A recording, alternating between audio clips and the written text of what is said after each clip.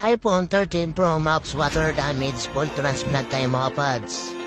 Bali salt water pa rin nakabasahan yung mga pads. Kailangan ng customer ay makuha yung files niya mga pads at walang mabubura.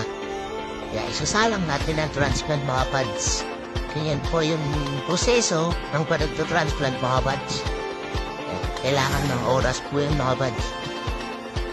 Kailangan ingatan natin yung unit na customer mga pads. Upper tsaka lower po yung pinaka-kapalitan ng mga pads. Yan po yung pinaka-base band tsaka wifi. So nagpapadala pala ng DC tsaka lalamove. Maraming thank you mga pads. Nod na kayo mga pads. Yan po yung pinaka-upper board P15 CPU. Bali yan po yung donor. Malinis na po yung mga pads. Yan po ang pinaka-proseso ng transplant kung mga files na kailangan nila. Sa mga nagpipihim ng papagawa, thank you mga pads.